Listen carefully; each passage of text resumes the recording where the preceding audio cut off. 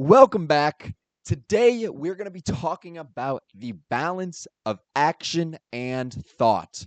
Now, this is a topic that I haven't really seen many people talk about ever. It's kind of something I just stumbled upon on my own the other day, and I'm like, this is something that is actually seems to be pretty important, and I haven't even recognized it for a long period of my life. So today I'm going to break down exactly what I mean between balance of thought and action and why it's incredibly important to have an equal balance of those two. So I was trying to create my own method of thinking through a combination of science and philosophy and things like that because I kind of want like a basis foundation for how I want to break down certain problems and leave it up for interpretation to be, changed throughout my years of life or whatever, but I just wanted to kind of have a good foundation to build off of in terms of thinking about certain topics. Also, gender discrepancy that's going to come soon. I'm just not ready to talk about it yet. Um, anyways, so the original method that I had for thinking involved way too much unrealistic expectations of myself. I was trying to identify as many perspectives as possible, all possibilities. I was like, if you even think it's an unrealistic possibility, consider it. Have constant doubt. Now, these things that I've just said turn out to be incredibly hard to put in actual execution and are just simply an unrealistic expectation to come out of yourself. And this is where this didn't even enter my consciousness when I was generating this first method, is that the constant doubt and the unlimited possibilities and as many perspectives that you can conceive, that style of thinking leads to overthinking. And that is just as dangerous as not thinking at all, because overthinking makes you find patterns that don't even exist, which I'll explain in a sec, and also just can leave you in mental loops. Mental loops are just thinking about something, not ever actually reaching a conclusion, and then just getting stuck over and over and over again. This is where existential problems come in, and this is why some philosophers have drawn themselves crazy, is because they get stuck in these mental loops, and I'm trying to prevent that as much as possible. So now I've made a revised method of thinking. I've talked about it with some people. It seems to be much better. And obviously, there is much to be updated over time, and it is probably still pretty wrong, but I'm still happy with where it's at for now because it's improvement. And this is the most important thing. Sometimes you don't, or actually all the time, you shouldn't be striving for perfection, but for improvement. Striving for perfection will not lead to any change, but striving for improvement can lead to more action. This is where it gets good, baby. So, getting your thoughts to commit to action is incredibly important. And I was acting on a lot of my thoughts still. So, to be honest, I was subconsciously not even really following my own method of thinking. So that's kind of funny. But so I mentioned earlier about the constant doubt, things like that. I thought that these methods of trying to consider all possibilities and having constant doubt would lead to no bias, which is kind of true. But the thing is that you're still going to have bias because you're still going to have unknown unknowns, which, if you don't know what that means, it's just things that will never enter your consciousness unless you ask an outside source. Asking outside sources. This is what I don't see anybody doing. When they reach a conclusion, they don't ask other people how they think about conclusions. This isn't for everybody, by the way. This is just a very anecdotal sample of what I've seen from the world. Um, stress testing your ideas is so incredibly important. Putting them up to, criticism can be a great thing. Seeing other perspectives is going to be very hard to do if you're just trying to willpower through it, if that makes any sense. But besides constant doubt and unlimited possibilities, I had three other methods, which I've actually still kept in my revised method of thinking. And the three are human scale, universal scale, and genius complex. All three of these things, I think I might have mentioned some of these earlier. These three things hopefully will mitigate the damage. And I've also mentioned this in my first video, but I wanted to delve more deeply into this. And what those mean is human scale is, getting that everyday life type of thing. And this is important for subjects like the economy, because sometimes when people get so uh, into the analytics and the statistics of things, they sometimes forget just the genuine lives of human beings, if that makes any sense. So I have that, and then I have universal scale, which is basically the complete opposite, looking at the zoomed out picture. Um, and it's hard to balance these. It's hard to balance these. I'm going to be honest. It does take it takes quite a bit, and I haven't really found a good way to consistently balance them. So that's the one flaw that I think needs to be addressed in this method. But I'm very happy with where I've come on the next thing. Genius complex. No, I'm an idiot, okay? I'm an idiot. I know I am. I'm not saying I'm a genius in any type of way. Please don't think that.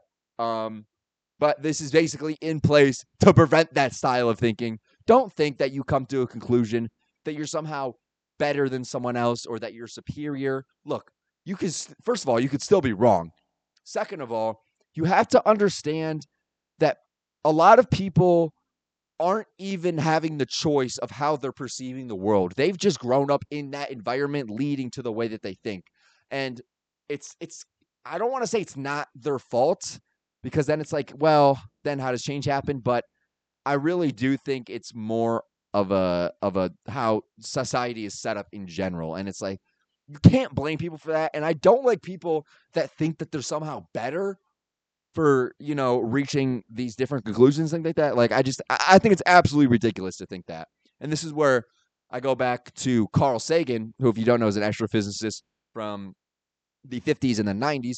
And he said, a very famous example. I've heard Brian Cox talks about this, and Neil deGrasse Tyson. And they said, I read too in his first chapter of his book that when he got into a taxi in New York, the taxi driver asked him, because he recognized him right away. He's like, oh my God, it's this astrophysicist, it's Carl Sagan. He was like, oh my God, do you know about UFOs? Do you know about Atlantic City? He was asking all these questions. And Carl Sagan doesn't go, you're an idiot. You're a fool. You don't know what you're talking about. He is disappointed in how society has been set up, because this man, the taxi driver, obviously has so much curiosity and so much wonder for the world, but he's been strayed away from the real scientific discoveries that need to be seen. And I think this is a great example of how people need to look at the world differently. They need to understand that there's different, like, people have grown up in different environments. They're not going to see the same things you're seeing, So it's very important to understand that, and that's why I also have that in there. Because it's totally unfair to think that your ideas are somehow superior in any type of way until they are tested heavily and experimented heavily to be proven to be true. Then, hey, look, if you come up with a theory of relativity and you could prove it and you could predict it and show your work, all right. I'll give you the credit on that one. If you could predict yourself and show all your work and it all makes sense, you know what I mean? But if you're just coming to conclusions with, general reason and things like that, then don't come to that yet. You need to put your ideas to the test. You need to experiment. Okay. This is why I like this method of thinking, is because it's a nice mix of philosophy and science, I think. Because you're still experimenting the ideas, but you're also still, looking at it on a more of a philosophical level, I guess. So I'm going to just straight up tell you guys my revised method of thinking for this, that hopefully balances thought and action. Okay. Now, you form the problem. You frame the problem. That's the first step. Okay. Just, simple. What is the problem? 2, you generate a few diverse explanations. This is where I originally had all explanations. It's just unrealistic. It's just unrealistic, and you're going to get stuck in a mental loop. So a few diverse ones. It's very important that they're diverse because you want that mix up, right? 3, identify the key uncertainty. Now, this is where you just have to realize you have to be able to criticize even what you think is the strongest thing. Okay, you have to challenge the strongest idea, but you don't want to dwell on it. This is where it gets tough for me, because I like to dwell on things.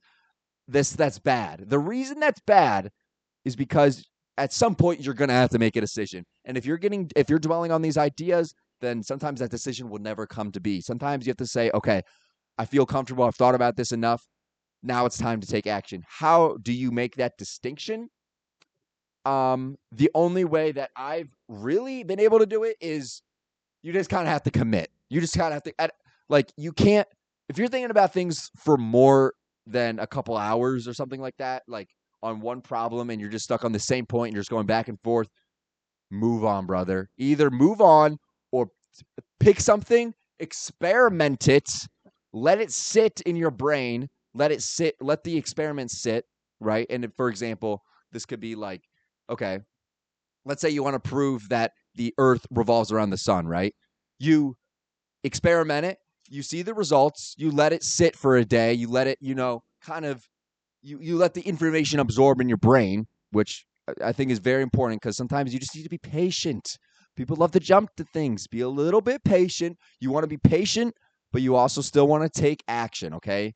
It's a weird balance. I know it's like I'm not really making a distinction, and I think this is also a main flaw, and I think I've literally just described an own flaw in my thinking system in this video. Okay, well, I got some things to work on, but I really still think that my methods, for the most part, are sound and seem logical to me and seem to be a good way of thinking things out and making decisions. I know I just disproved myself in a way, but I've still used this method and it has worked.